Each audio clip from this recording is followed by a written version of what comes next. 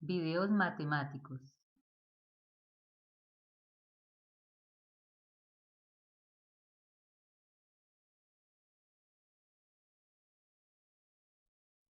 En esta ocasión les voy a presentar un curso para iniciar el estudio del cálculo.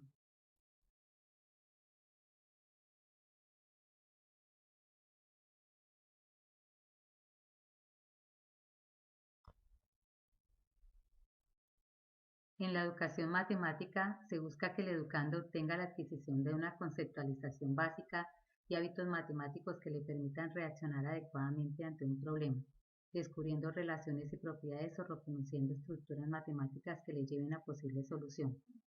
Para llegar al cálculo 1 e iniciar los primeros cursos de matemáticas de ingeniería, hay que tener bien cimentadas las bases aritméticas y algebraicas, así como los conceptos básicos de la trigonometría y de la geometría analítica.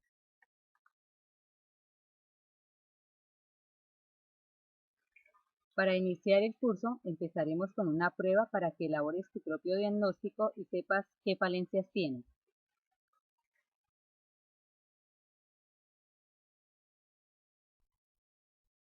Soluciona las siguientes operaciones con números reales.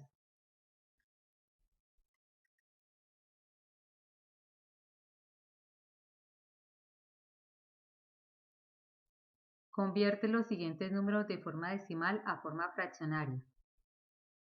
Y escribe el enunciado de las propiedades de la adición y la multiplicación con los números reales. Escribe la razón que justifica cada paso de la siguiente demostración e indica dónde está la falla y explica el porqué.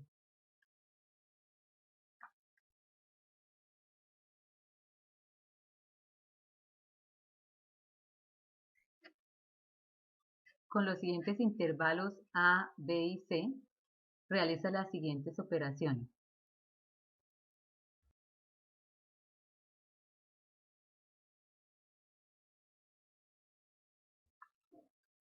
Soluciona las siguientes inecuaciones y expresa la solución en forma de intervalo.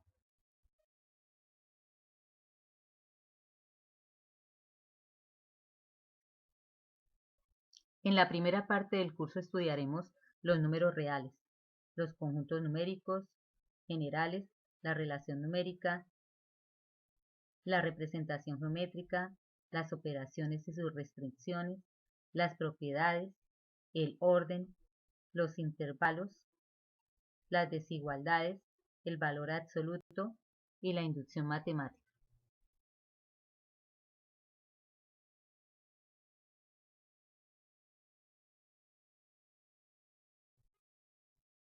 Los números reales son el conjunto numérico más amplio y está formado por la unión entre los conjuntos de los números racionales e irracionales. Es un conjunto totalmente ordenado, es denso, es decir, no tiene sentido hablar del siguiente o anterior. Entre dos números reales existen infinitos números. El conjunto de los reales no es numerable. Entre un par de números reales hay infinitos números. Se representan en una recta, en la que cada punto representa un número, existiendo una correspondencia biunívoca.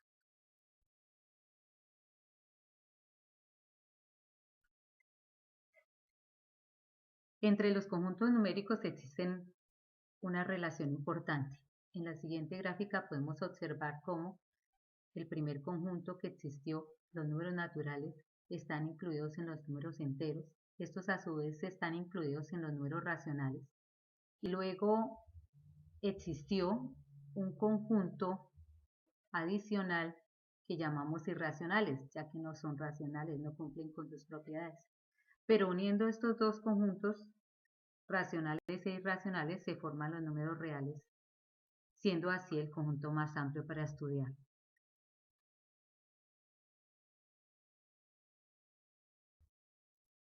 En el siguiente esquema podemos mirar la relación existente entre los conjuntos numéricos.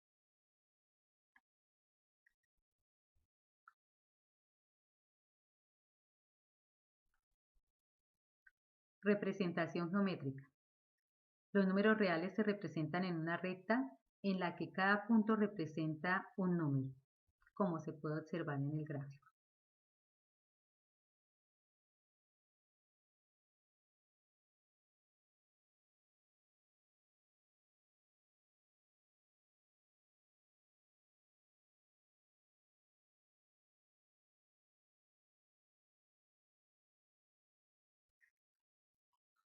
Con los números reales pueden realizarse todo tipo de operaciones básicas con diversas excepciones importantes como son: la primera, no existen raíces de orden par de números negativos en los números reales; y la segunda, la división entre cero no está definida. Estas restricciones tienen repercusiones en el cálculo. Existen asíntotas verticales en los lugares donde el denominador de una función racional tiende a cero, por mencionar un ejemplo de construcción de gráficas en geometría analítica.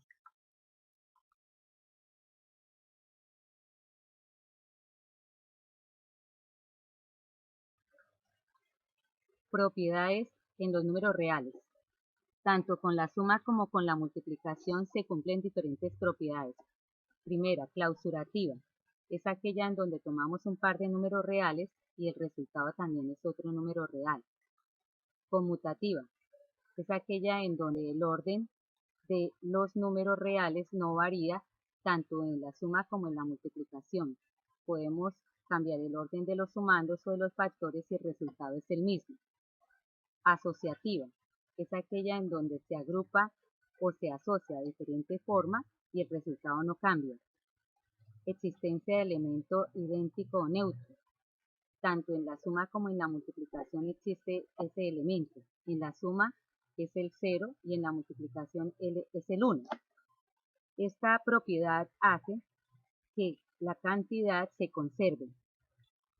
Invertiva o existencia de elemento inverso. Tanto en la suma como en la multiplicación existen inversos. Están los inversos aditivos y están los inversos multiplicativos.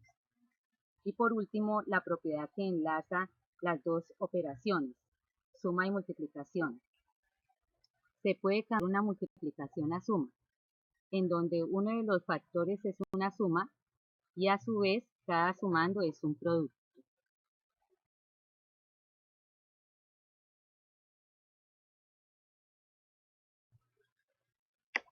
Orden en los números reales.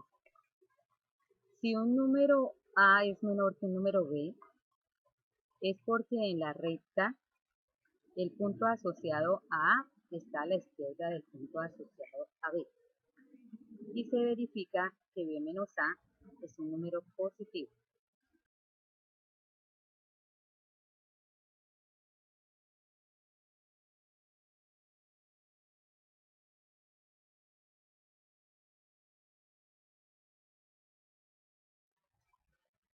Propiedades de la relación de orden. Primera, en los números reales se cumple una y solo una de las siguientes proposiciones. Un número puede ser menor que otro, mayor que otro o igual a otro. Segunda, si un número es menor que un segundo y este segundo es menor que un tercero, entonces el primer elemento es menor que el tercer elemento. Esto se considera como la propiedad transitiva. Tercera, si en una desigualdad a ambas partes de ella se suma o resta un número real, la desigualdad se mantiene.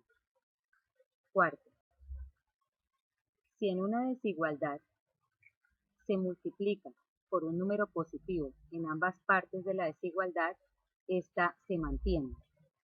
En cambio, si en una desigualdad multiplicamos por un número negativo, entonces la desigualdad cambia de sentido. Y la última propiedad expresa que en los números reales el cuadrado de ellos siempre va a ser un número positivo.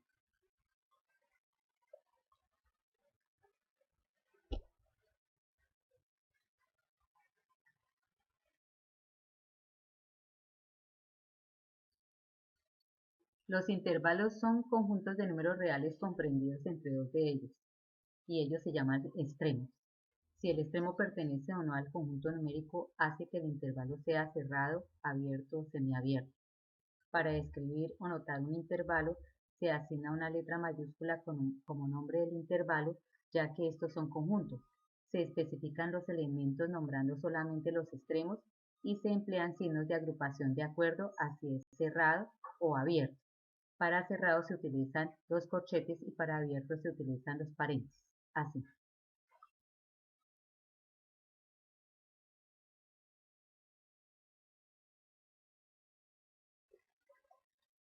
Hay que recordar en estos intervalos acotados que es importante detallarse qué extremo es el que se está tomando en el intervalo o cuál no.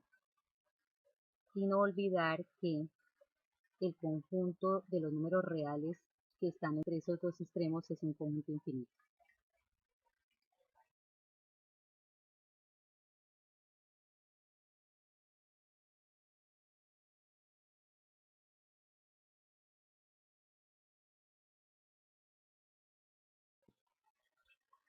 Intervalos no acotados.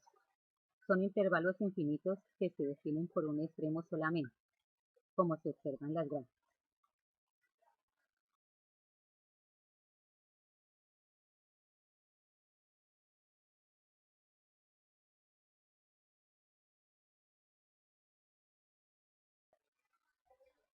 Operaciones entre intervalos. Como ya hemos visto, los intervalos son conjuntos.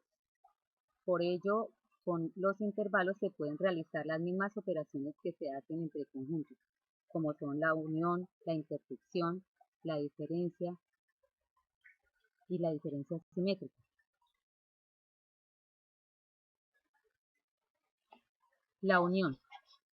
Se puede observar en el ejemplo cómo se toman dos intervalos, se reúnen los dos conjuntos en uno.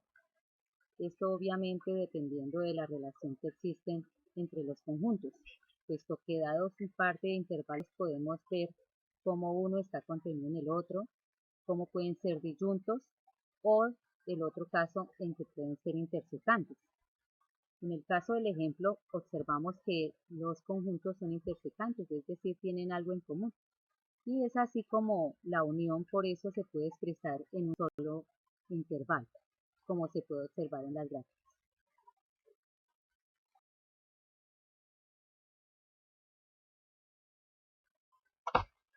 Intersección. En el ejemplo que citamos, los intervalos son intersecantes, es decir, existe algo en común entre los dos. Por ello podemos observar que en la intersección de estos intervalos existe como respuesta a otro intervalo. Puede ocurrir que los intervalos sean disyuntos y en ese caso no habría intersección. O puede ocurrir que haya una relación de conveniencia y en ese caso la intersección sería el intervalo menor.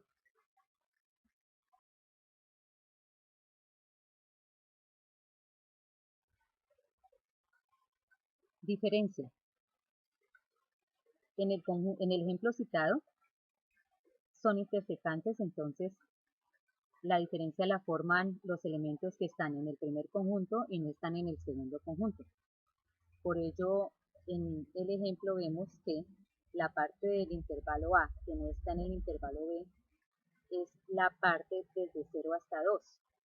Y hay que tener en cuenta y con bastante claridad si el extremo se toma o no, examinando cada uno. Por ejemplo, el 0.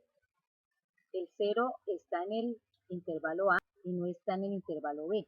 Por lo tanto, en la diferencia es cerrada. En el 2 está el intervalo A y no está en el intervalo B, sería la condición. Pero como en este caso en el intervalo B está el número 2, entonces para el caso en la diferencia, en el 2 está abierto.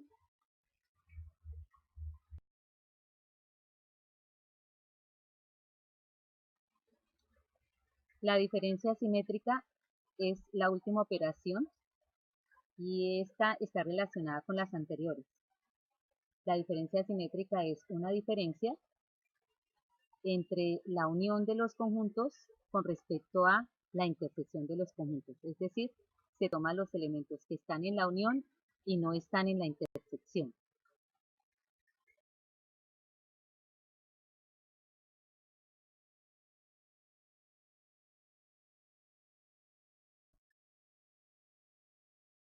Una desigualdad es una relación de orden que se da entre dos conjuntos cuando estos son distintos. Las propiedades, así como vimos en la relación de orden, aquí retomamos todos los casos posibles en cada una de ellas, por ejemplo en la transitividad, Miramos todos los casos que podemos verificar en las desigualdades. La propiedad de adicionar o sustraer una cantidad en ambas partes de una desigualdad. Y a su vez el de la multiplicación y la división por algún número real en ambas partes de una desigualdad.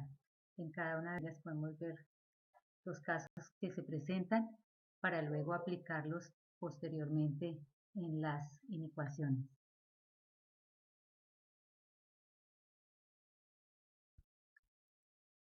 A una desigualdad algebraica se le denomina también inecuación. Se solucionan aquellas que tienen una sola incógnita. Resolver una inecuación es hallar el conjunto de números que la satisface. La solución generalmente se expresa con la notación de intervalos. Al resolver una inecuación se aplican las propiedades de las desigualdades vistas anteriormente.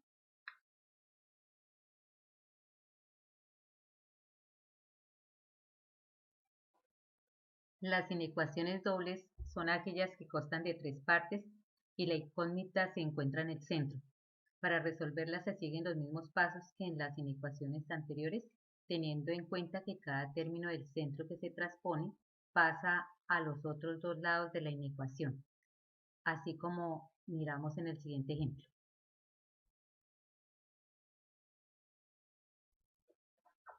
Antes de continuar con la siguiente temática, sería bueno repasar y practicar un poco con los siguientes ejercicios.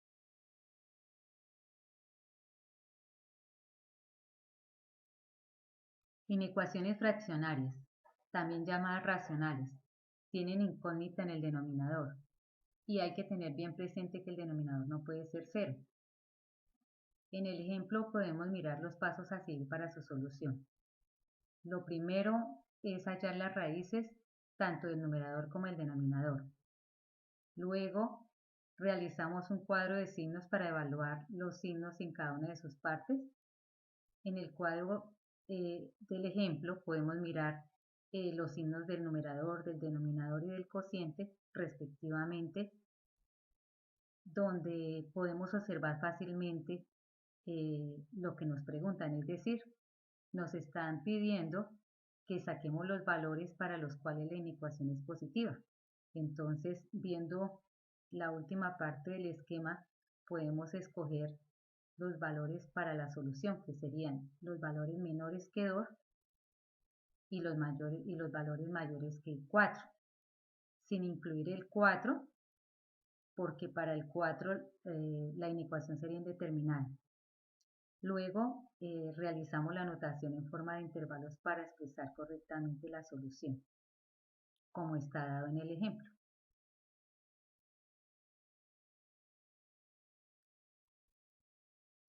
Existen inecuaciones fraccionarias algo más complejas que la anterior, como la que planteamos en el siguiente ejemplo. Podemos observar que en la parte derecha de la inecuación hay un 2 en lugar de un 0. Entonces, eso quiere decir que primero debemos simplificar la inecuación, en este caso pasando el 2 al primer miembro y luego ponemos todo a un común denominador, como se ve en el ejemplo. Luego sí, la ecuación queda del estilo anterior y seguimos el mismo proceso de la inecuación fraccionaria anterior hasta expresar su solución en forma de intervalo.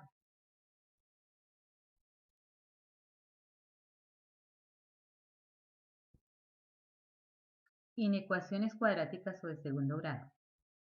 La solución analítica de estas inecuaciones es mucho más fácil si se procede a realizar un cuadro descriptivo con la situación planteada. En el ejemplo que citamos, podemos ver cada uno de los pasos a seguir para ello. Primero, miramos que la inecuación que retomamos, planteamos la ecuación correspondiente, es decir, en este caso x cuadrado menos 6x más 8 igual a 0. Solucionamos la ecuación para sacar las raíces y luego poder factorizar la inecuación dada como se plantea en el segundo paso. Luego hacemos el cuadro de signos que nos facilita la evaluación de los signos del producto y luego vamos a plantear nuevamente la solución de acuerdo a la inecuación que se nos da. En este caso, la inecuación plantea que tenemos que escoger los valores positivos del producto. Entonces, podemos observar la última parte del esquema del cuadro de los signos y allí podemos escoger los valores para los cuales esto ocurre. Es decir, en este caso serían los valores menores que 2 y los valores mayores que 4. Para examinar el número 2 y el número 4 se tiene que observar bien si estos se están tomando o no en la inecuación. En este caso, la inecuación plantea que los valores son solo mayores que ceros. Por lo tanto, en el número 2 y en el número 4, el intervalo sería abierto.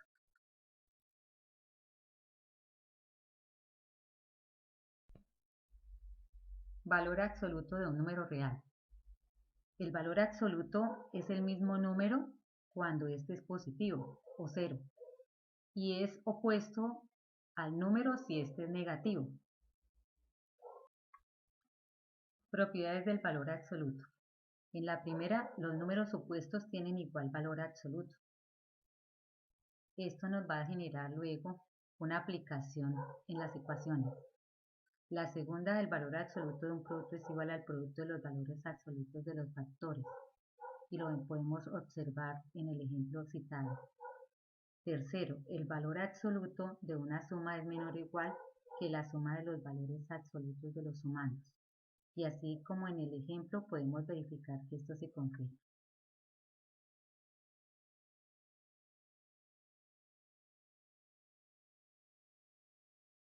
Ecuaciones con valor absoluto. Una de las propiedades que se vio anteriormente es la que nos sirve de base para poder solucionar ecuaciones con valor absoluto. Citamos unos ejemplos para observar y miramos que existen unas ecuaciones simples y otras un poco más complejas, en donde ya el proceso a seguir es un poco más elaborado.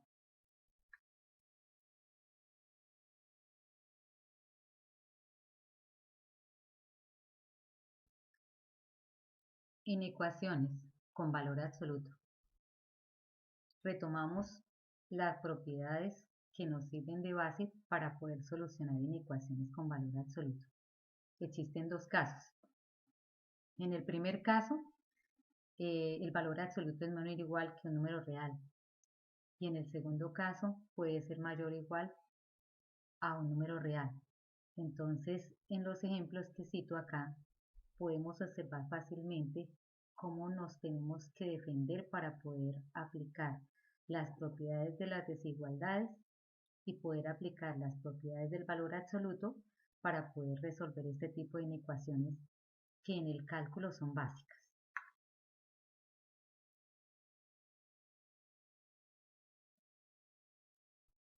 Existen inecuaciones con valor absoluto más complejas, como en el caso de encontrar en ambas partes o miembros de la inecuación una variable. En el ejemplo que estamos observando, nos damos cuenta que lo primero que debemos hacer es aplicar la propiedad de las inecuaciones con el valor absoluto, en el caso de que la inecuación es menor o igual que un número real. Y luego, ya retomando las dos desigualdades que se derivan, nos vamos a solucionar cada una de las desigualdades por separado. En los apartes A y B podemos observar el proceso. Y por último, retomamos el conjunto solución de los valores que sí cumplen con la inecuación planteada inicialmente, llegando a los intervalos solución.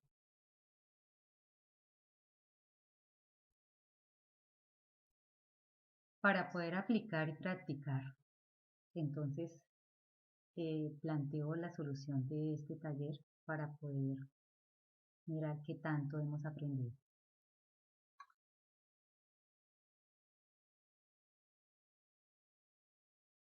La inducción matemática es una técnica de demostración que se usa para probar que una expresión que involucre una variable es verdadera para todo valor entero positivo de la variable. Si la proposición es verdadera para n igual a 1 y siempre que la expresión es verdadera para algún k de n, es también verdadera para n igual a k más 1, entonces la expresión es verdadera para todo valor entero positivo de n. Esto se considera el principio de inducción matemática que se puede aplicar en demostraciones.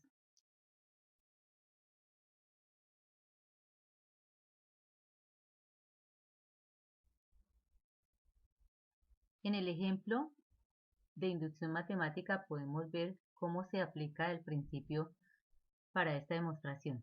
La primera parte se verifica la proposición para n igual a 1.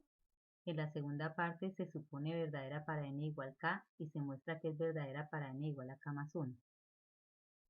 Esta sería ya una demostración interna.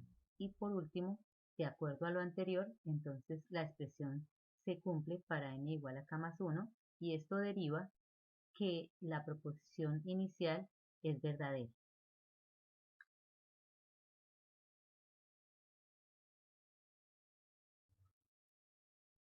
El siguiente taller para aplicar la inducción matemática haciendo demostración de las siguientes proposiciones.